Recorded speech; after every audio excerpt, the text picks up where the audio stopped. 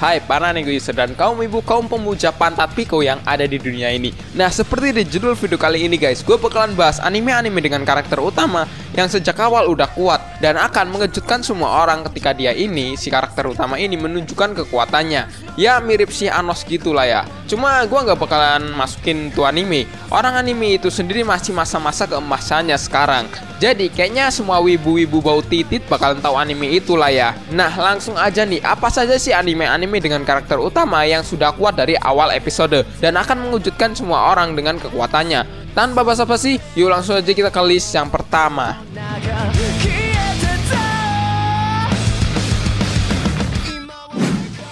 Seiken no Blacksmith. Seperti di judulnya guys, karakter utama anime ini adalah seorang pandai besi di mana kisahnya dimulai saat ada sebuah peperangan tragis di mana ada kekuatan iblis yang ikut serta dalam peperangan tersebut. Nah, setelah peperangan itu selesai, kekuatan iblis itu mulai dilarang dan dunia kembali dalam perdamaian. Nah, disinilah ada seorang kesatria wanita yang bernama Cecil Campbell yang telah mencari pandai besi untuk memperbaiki sebuah pedang warisan dari ayahnya. Suatu hari, dia ini melihat seorang pria yang berjuang melawan penjahat dan menggunakan sebuah kekuatan iblis guys. Pria itu mengalahkan para penjahat itu dengan sekali tebasan saja. Yap, disinilah semua orang itu bakalan terkejut termasuk si cewek kesatria tersebut guys. Nah, ternyata pria tersebut itu adalah seorang pandai besi yang bernama Luke guys. Nah, kan aneh ya, seorang pandai besi aja kekuatannya mengerikan. Apalagi dia ini memakai sebuah kekuatan iblis yang terlarang. Nah, dari situlah si Campbell ini mulai tertarik dan mulai berpetualang dengannya guys.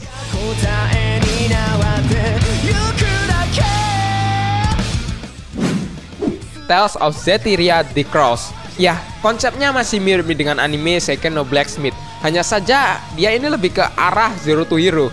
Dan anime ini itu hasil adaptasi dari game yang ada di PS3. Tapi ya nggak harus juga tuh lu main game yang ada di PS3-nya. Nonton animenya aja udah cukup banget lah. Bercerita mengenai karakter yang bernama Sore adalah seorang manusia yang tumbuh di antara Serapin atau Tenzoku guys. Serapin ini adalah sebuah roh yang tak terlihat oleh manusia. Ya kayak kentut gitulah, gaib. Sore ini percaya pada semua dongeng yang mengatakan bahwa dulu kala semua orang bisa melihat Serapin guys. Dan dia ini punya mimpi untuk mengungkapkan sebuah misteri kuno dan menciptakan dunia di mana orang-orang dan Serapin dapat hidup damai bersama guys. Nah, pada suatu hari Sore ini mengunjungi ibu kota untuk pertama kalinya. Namun dia ini terlibat dalam suatu kejadian yang membuatnya itu bisa mencabut pedang suci yang tertancap di batu guys. Nah, gara-gara itulah dia ini punya tugas untuk menyelamatkan dunia dari bencana. Ya ngotak gitu, ini bisa dibilang misi yang sangat berat gitu. Tapi karena dia ini berhasil mencabut pedang itulah bukti kalau dia ini pantas untuk mengemban misi ini guys. Dan ya dari misi ini itu juga tuh impiannya bisa terwujud, membuat manusia dan Serapin dapat menjalin hubungan yang lebih erat guys.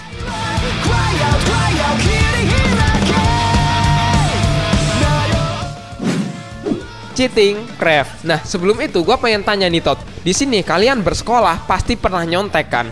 Dan pasti ada yang udah nyontek nilainya masih jelek. Ya kalau kalian bohong bapak kau itu Pico. Nah, maka dari itu coba dulu kalian nonton anime ini guys. Ceritanya di dunia ini, pendidikan itu sangat dibutuhkan. Bahkan jika ada pelajar yang lulus dalam akademis mereka, maka orang tersebut bisa dibilang sangat sukses guys. Nah sebaliknya untuk orang yang lulus dengan nilai yang memprihatinkan kayak kalian gitu, orang tersebut layak mendapatkan kehidupan yang bakalan kejam banget. Nah dari situlah tercipta sebuah ruang ujian yang bisa dibilang hampir setara dengan medan pertempuran para orang-orang ini guys. Ya gini nih, lu tau lah ya, kalau prinsip ini ada di Indonesia, ya ini gambaran anime ini banget guys. Bakalan tidak sedikit orang-orang yang memakai cara curang demi mendapatkan nilai yang terbaik. Nah dari situlah diciptakan jenis pelajar yang dibagi dua, yaitu L pelajar atau C yang curang guys. Nah kedua jenis ini saling bertarung demi nilai yang bagus.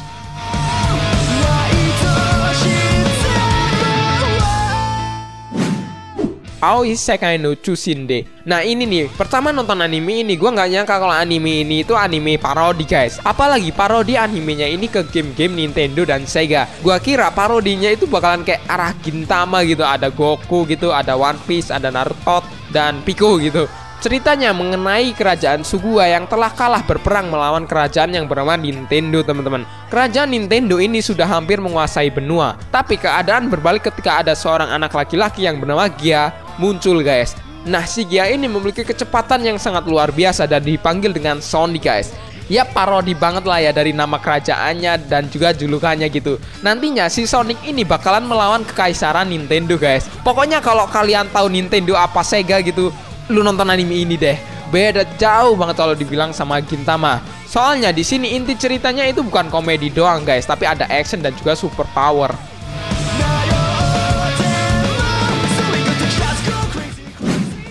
Chika no Shihaisa. Nah, ini adalah anime yang gue demen banget. Apalagi kalau kalian suka anime-anime semacam pembasmi iblis gitu lah ya. Masa suka anime pembasmi iblis gara-gara visualnya doang yang bagus?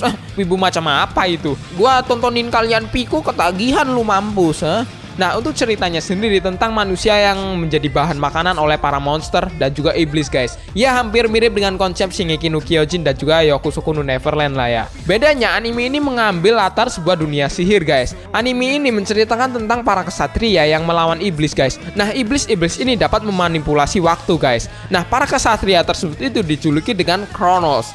Kemunculan iblis ini membuat ras manusia itu semakin sedikit populasinya guys, karena rantai makanan utamanya itu adalah manusia. Ya karena itulah orang-orang berharap mereka ini bisa memutar kembali waktu agar kehidupan kembali menjadi damai guys.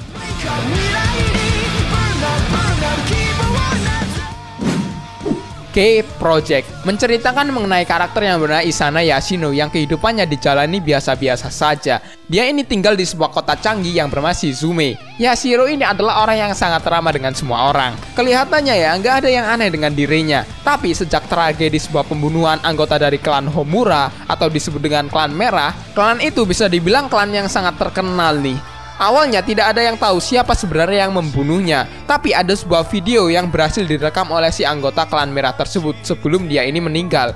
Di video tersebut itu menunjukkan orang yang sangat mirip banget tuh dengan Yashiro. Nah dari situlah si Yashiro ini dikejar-kejar tuh oleh para anggota Homura untuk dipertanggungjawabkan perbuatannya. Ya dalam kata lain Yashiro ini bakalan dibunuh guys. Tapi Yashiro itu masih tidak mau mengakuinya kalau dia ini yang membunuhnya. Overall keren si anime ini guys.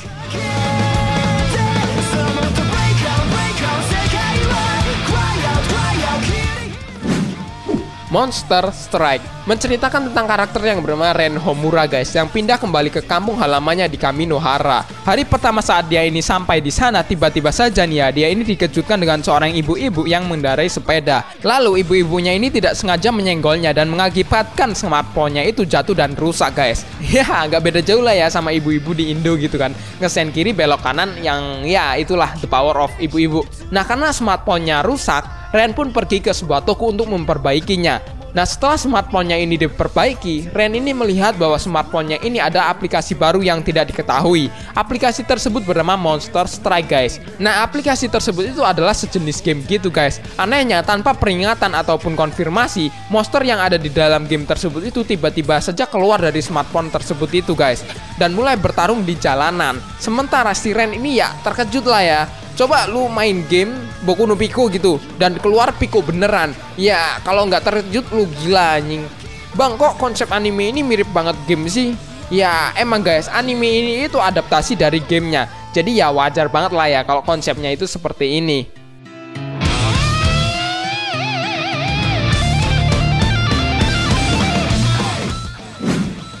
Deathmatch Kara Hajimaru Isekai Kyosoku Kyoku. Nah, anime ini sendiri menceritakan tentang Suzuki Ichiro guys. Adalah seorang programmer berusia 29 tahun yang selalu memaksa tubuhnya untuk bekerja lembur sehingga suatu hari ketika dia ini mengistirahatkan tubuhnya, dia ini terbangun dan menemukan dirinya ini telah berada di sebuah dunia game RPG fantasi guys. Nah, di dalam dunia ini, Suzuki merupakan seorang anak yang berusia 15 tahun yang bernama Sato guys. Awalnya dia ini mengira bahwa semua ini hanyalah mimpi guys. Namun ya nggak logis dong, kalau kita sadar ini cuma mimpi, kita pasti bisa mengendalikan mimpi tersebut kan ya. Lagian rasanya itu sangat nyata guys, nggak mungkin mimpi lah ya. Nah seketika itulah guys, ada sebuah kejadian yang tak terduga di awal kedatangannya di dunia tersebut. Satu ini tiba-tiba saja nih ya menjadi seorang petualang dengan level yang sangat tinggi. Karena kekuatan yang mengerikan itulah guys, dia ini memutuskan untuk menyembunyikan kekuatannya dan menikmati dunia barunya di dunia yang belum pernah dia lihat sebelumnya. Namun berdasarkan cerita pada game dengan genre yang sama, akan ada Raja Iblis yang kembali dan berdampak besar terhadap semua yang telah direncanakan si Sato ini guys. Tapi ya lu tau lah ya, namanya sendiri anime isekai gitu. Kalau udah overpower di awal, pasti kedepannya ya bakalan begitu guys, bahkan lebih overpower lagi.